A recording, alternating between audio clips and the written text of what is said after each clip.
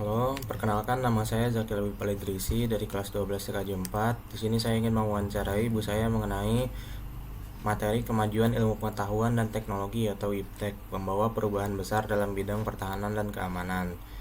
Sebelumnya saya ingin menjelaskan materi dari saya ini. Pengembangan senjata canggih seperti drone tempur dan rudal pintar membuat sistem pertahanan semakin efektif. Selain itu, teknologi keamanan cyber menjadi sangat penting untuk melindungi data dari serangan digital. Kemampuan pengawasan juga meningkat dengan adanya satelit, kecerdasan buatan, dan sensor canggih yang membantu mendeteksi ancaman lebih cepat. Di sisi lain, otomatisasi dan robotika mulai digunakan dalam operasi militer untuk mengurangi risiko bagi personel. Kemajuan dalam komunikasi juga memungkinkan koordinasi pasukan yang lebih cepat dan aman. Namun meskipun memberikan banyak manfaat, perkembangan ini juga memunculkan ancaman yang baru yang harus diantisipasi. Assalamualaikum, saya wali murid dari Zakila Al Idrisi, kelas 12 TKJ 4. Di sini saya sudah bersama ibu saya yang bernama siapa namanya? Lutfi ya. Oke, di sini saya ingin menanyakan tentang materi saya yang tadi.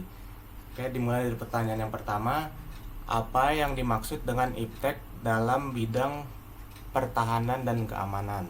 Kalau menurut saya, IPTEK itu adalah ilmu dan teknologi yang digunakan untuk meningkatkan perlindungan dan keamanan negara. Oke, baik. Dan kalau pertanyaan kedua, mengapa teknologi penting dalam bidang pertahanan dan keamanan? Kalau menurut saya, teknologi itu bisa membantu melindungi negara dari ancaman dan meningkatkan kemampuan militer di negara tersebut. Oke, pertanyaan nomor 3. Apa contoh teknologi yang digunakan untuk meningkatkan keamanan negara? Kalau menurut saya itu contohnya adalah drone, radar, satelit, dan sistem keamanan cyber. Baik. Dan nomor 4, pertanyaan nomor 4, bagaimana kemajuan IPTEK dapat membantu dalam menjaga perbatasan negara? Kalau menurut saya, dengan teknologi seperti drone dan satelit perbatasan itu bisa dipantau jauh lebih mudah. Oke, pertanyaan nomor 5, mengapa pertahanan suatu negara harus mengikuti perkembangan teknologi? Kalau menurut saya karena agar tetap kuat dan tidak tertinggal dari negara-negara lain dalam hal keamanan. Oke, pertanyaan nomor 6, apa manfaat drone dalam bidang pertahanan? Kalau menurut saya itu drone digunakan untuk memantau wilayah atau mengintai, bisa juga dengan mengintai musuh, untuk mengintai musuh dan juga melakukan serangan jarak jauh. Baik, pertanyaan terakhir, pertanyaan nomor 7, bagaimana peran satelit dalam menjaga keamanan negara? Kalau menurut saya peranan satelit itu dalam menjaga keamanan negara itu, satelit dapat membantu dalam komunikasi militer, pemantauan wilayah, dan deteksi ancaman. Seperti itu kira-kira. Oke, terima kasih banyak ya sudah mau diwawancarai, Ma. Oke, Makasih. baik segitu saja dari saya. Terima kasih. Wassalamualaikum warahmatullahi wabarakatuh. Assalamualaikum warahmatullahi wabarakatuh. Perkenalkan, nama saya Desta Saputra. Assalamualaikum warahmatullahi wabarakatuh. Perkenalkan, saya Dewi Arjani, orang tua dari Desta Saputra. Saya ingin mempresentasikan tugas PKN.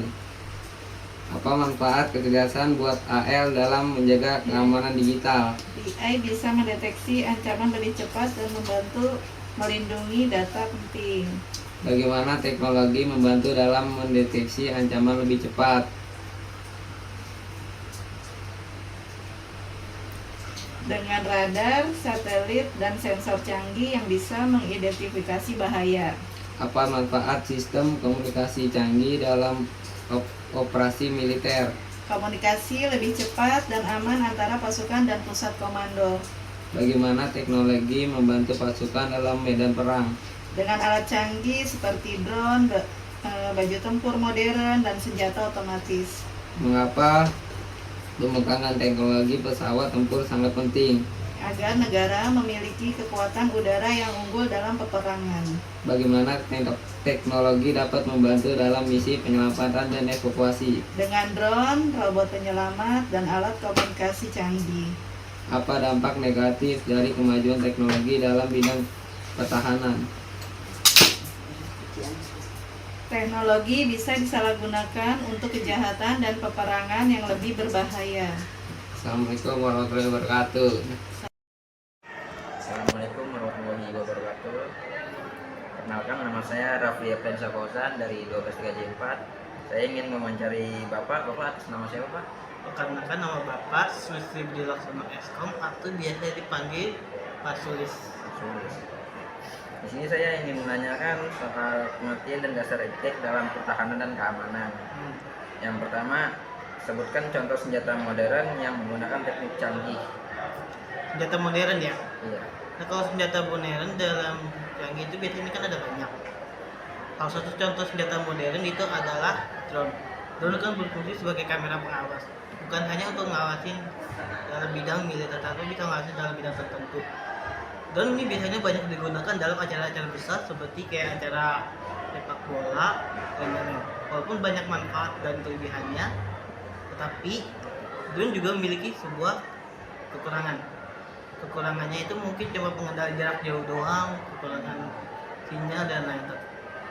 Dalam hal digunakan dalam Indonesia, drone sangat berguna itu kan. Tapi waspadalah menggunakan drone, jangan sembarangan karena drone bisa membuat perilaku orang jadi tidak benar. Contoh penggunaan drone yang tidak benar adalah melihat orang mandi dalam menggunakan drone, itu merupakan salah contoh tidak benar. Lanjut ya Pak. Oke. Apa kegunaan kendaraan tempur yang dilengkapi dengan teknologi terbaru? Nah, kalau kendaraan tempur terbaru ini biasanya dia lebih cepat, lebih kuat, dan dikendalikan dari jauh-jauh. Salah satunya kan ada mesin sebuah tank. Nah, tank ini kan berfungsi sebagai mesin. Nah, kekuatan tempur di armada terbaru ini sangat dilengkapi dengan teknologi yang baru, sehingga bisa menciptakan sebuah alat tempur yang profesional. Contohnya ada di negara Rusia. Di Rusia kan banyak kita kan sebuah alat-alat baru seperti kayak rudal dan lain-lain, itu banyak banget di negara Rusia. Kalau di negara berkembang kita saat ini, mungkin kita bisa meniru apa yang mereka buat. Next. Bagaimana teknologi radar membantu sistem pertahanan suatu negara? Nah, radar ini biasanya kan digunakan oleh pesawat atau kendaraannya jenis yang berudara atau sejenis kayak sebuah alat tempur yang diterbangkan melalui pesawat jet yang termasuk ke wilayah negara. Dengan radar tersebut kita bisa deteksi ada serangan atau tidak ke wilayah negara kita tersebut. Contohnya saat ini ada di peperangan antara di daerah Gaza, tau kan? Nah, di negara Gaza ini sistem radar mereka dimatikan karena pihak Zionis itu sengaja melakukan pematian radar tersebut. Next. Next. Apa yang dimaksud dengan keamanan siber? Nah, kalau keamanan siber ini adalah sebuah perlindungan data dan sistem komputer dari serangan digital. Istilahnya kayak serangan hacker. Hacker pernah lihat? Nah, hacker ini kan melakukan pencurian data melalui data pribadi. Data kita kan bukan hanya nama, KTP, dan lantai ponsel, tapi alamat juga bisa deteksi. Bahkan foto, misalkan kita foto ATM nih. Nah, mereka bisa menguras jumlah saldo yang kita punya. Dengan memfoto tersebut, keamanan cyber perlu ditingkatkan. Next. Mengapa keamanan siber menjadi penting di era digital? Karena banyak informasi yang penting disimpan secara online dan bisa diretas oleh musuh. Apapun yang diretas sebagai data kita ini kan ada banyak. Ada data pribadi kita, ada data pribadi siswa, ada data pribadi sekolah, ada data pribadi guru-guru masing-masing, dan ada data pribadi kalian sendiri kan. Nah, data pribadi ini sangat penting untuk menjaga keamanan cyber di era digital. Dengan memasuki era digital, kita diharapkan bisa menciptakan sebuah keamanan cyber yang sangat fokus dan bisa melindungi data kita sendiri. Oke. Bagaimana cara teknologi mencegah serangan cyber terhadap negara. Dengan firewall, enkripsi data, dan sistem keamanan yang berbasis AI, teknologi bisa diciptakan dengan melewati AI. Mencegah serangan cyber. AI ini kan akan berkembang kan ya saat ini. Bukan hanya bisa menciptakan sebuah browser, tapi kita bisa menciptakan sebuah teknik cara penyerangan cyber tersebut di negara kita. Contohnya di negara maju-maju. Di negara maju ini sudah banyak diciptakan sebuah teknologi baru untuk mencegah serangan cyber di negara mereka. Misalkan Jepang, Korea Selatan, di Eropa pun juga banyak. Yang terakhir, sebutkan contoh serangan cyber yang dapat membahayakan keamanan negara. Contohnya adalah peretasan data pemerintahan. Peretasan data itu bisa dilakukan dengan masukkan sebuah kata-kata kunci. Nah, kata-kata kunci ini bisa dikatakan bahwa data merupakan hak pribadi kita masing-masing. Dan contohnya ada penyebaran virus komputer. Satu virus komputer itu bisa mendeteksi seluruh virus. Contohnya apabila di dalam ruangan lab ini ada satu komputer yang tervirus, maka otomatis komputer-komputer lainnya akan terdeteksi kita kena virus, baik dari komputer A ke komputer B, C, dan juga selanjutnya.